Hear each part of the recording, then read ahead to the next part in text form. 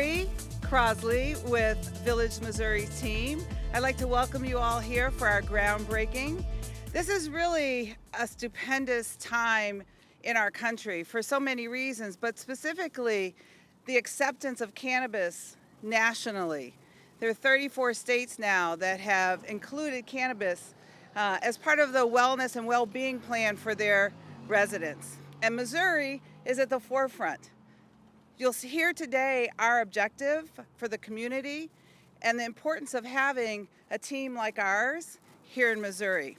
So I'm going to introduce everyone. They'll come up and speak for a little bit, and then at the end we'll take questions. All right?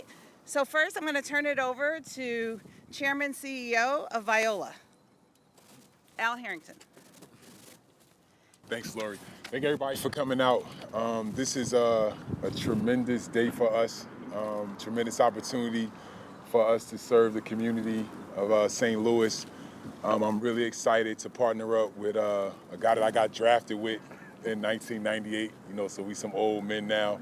But, it was really important for me and for our organization to partner up with someone, locally, because we knew how important it is that we could have an impact on the community. And I really think it's tough for it. I sit in a lot of meetings. Obviously I've been in the industry for 10 years now. I started back in Colorado because, dealing with some, chronic pain that I was dealing with, and also helping my grandmother, find, benefits from cannabis, dealing with her glaucoma and diabetes. And, as I've been on this walk, I've been able to assemble an unbelievable team, we're best in class. And, being able to partner up with someone like Larry and Abe, like I said, was just a tremendous opportunity for us to be able to give back to this community. And we're really excited about, these two stores that we have in St. Louis. We also have, cultivation, manufacturing, and we're also excited about the job creation this is going to create. We're also very proud that we are an all-Black-owned organization as well, because when we think about the war on drugs and the way it's affected, our communities, 85% of all drug arrests in the Black community are always, Black-related. And, right now, this is a new $1 trillion industry, and we don't have any representation. You know what I'm saying? And that's a huge issue. So me and Larry coming together are trying to obviously fight that. We're trying to use our platform to create opportunities for people of color to be able to participate in this industry, because it's generational wealth at risk. And if we don't do it, there's also so many other industries that we can mention: rice, sugar, cotton, alcohol, liquor, where we pioneered those industries and we have no representation and no ownership. So we're here to change that. We're here to represent opportunity for our people and for people of color to be able to participate in this industry in a major way. So I'm just really excited to be here. We're excited to lend our expertise to Larry and his team so that we can make sure that this is a successful venture, because we know that the impact of this can really go a long way to rebuilding our communities and rebuilding the communities here in St. Louis and throughout the state of Missouri. So thank you guys for coming, and I would like to introduce Larry now to come up and say something. Appreciate you, man, and that's a brother of mine. And anytime that he's doing anything, or anytime that he calls with an opportunity or an idea, I listen. And it's all about the team, and it's all about the people that you put around you, the people that you associate with, in order for you to push your initiatives forward. So with everything that Al's done and the opportunity that he's put in the forefront for African Americans to, gain ownership, have a place, get rid of the taboo and the stigmas that go along with marijuana use and cannabis use, and really highlight the goods and the benefits that it has, on people, on communities, and on just life in general. So I took a hard look at that because everything that I'm involved with, with dealing with young people, being in the community with the foundation, and really making sure that it was in line with my thought process and how I wanted to, leave a mark on the city and be an outlet, be a resource for the people in this community. And this was right in line with the wellness portion of my thought process and how to give back and how to support people of all ages, and really focused in on, our people in our community to find out ways that we could not only, bring dollars into the community, but supply jobs and opportunities for, generations. And like you said, it's a generational wealth that's at stake. And I mean, my family, I'm sure your family, you guys are, you want the best for your family. And in order to do that, you have to set the platform, you have to create the stepping blocks for that opportunity. And this is an opportunity that's new to us in a certain way. But it's something that we can take advantage of and definitely use it to our advantage.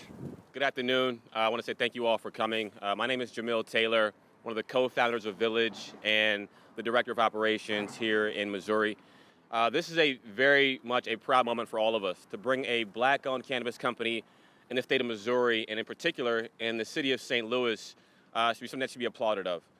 Right now, there are currently 11 vertically integrated businesses in the Missouri cannabis program. There is only one black-owned cannabis selling, producing, and cultivating business in the entire state of Missouri. We are very proud to be that team. We will represent St. Louis and Missouri with the utmost respect and the utmost high standards of our cannabis products. One thing we're looking to do is this is a medical program. We will be serving patients throughout the Missouri area. Our products will be sold throughout the entire state of Missouri. We have 2 locations here on Olive Street, which is roughly a 45,000 square foot building. We plan on having 5 to 6 terminals, serving well over 350 patients daily if we can fill those, obviously, those patient counts. Our second location is on Iowa Street, and we will also be having particularly a drive-through for that location. COVID is a huge issue and a huge challenge for all of us. We want to make sure our patients are safe, given their qualifying conditions, making sure we're serving them quickly, fastly, at the same time they are safe while they're receiving their medication and medicine. I want to be short and brief. We are here for the long term. We are here to be here to serve Missouri patients, for a long period of time. The fact that we have our partners, Al, Larry, Abe, and our team, we are very excited about that. And the fact that we're local is also important. So you kind of mix all that into a pot, and you have, in my mind, the best-in-class cannabis business, and by far the best-in-class black African-American cannabis business. And I want to say thank you all for coming. Just one correction, the square footage on this building is 4,500 square Yes, feet. I'm sorry. I saw some people taking notes, so I just wanted to clarify that. We have our attorney here.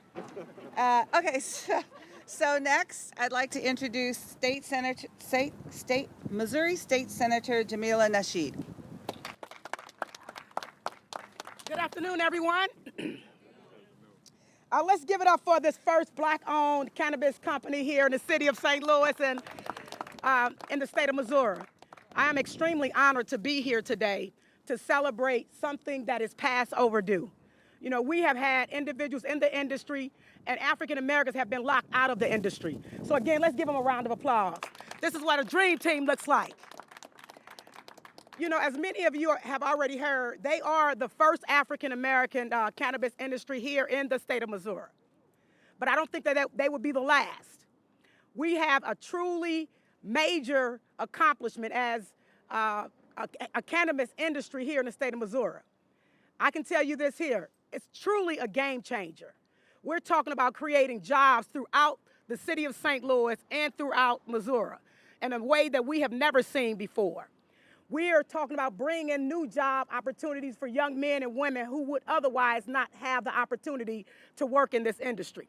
So again, I'm just here to say I support you all 150%. Anything that I can do to continue moving this here legacy, because this is a legacy. Moving this legacy forward, know that you have my support 150%. Again, this is a true game changer for the state of Missouri when it comes to medical marijuana. Thank you all for being here, and I'm happy to join you all today. Thank you. Thank you, Senator. And next I'd like to introduce, we call them aldermen in Chicago. So, Councilwoman Kara Spencer. Don't worry, we call us aldermen here in the city of St. Louis, too. Thank you all for letting me just say a few words here today. I'm here to congratulate the VMO team as a representative of the Iowa location. The VMO team has come in and not only asked for the support of the community, but asked, how can we partner with the community? Abe and his team came in and not only reached out to talk about his business, but to talk about how VMO can give back. And it's this groundwork that the team led, a foundation for not just working with our community, but being a long-term true partnership with the community around at least the Cherokee district, which is a little different location because we're located within a neighborhood. And it's very rare to see a business owner come in with that attitude and that commitment to a long-term sustainable development of a relationship with the community. So I'm so honored to play a very, very, very small role.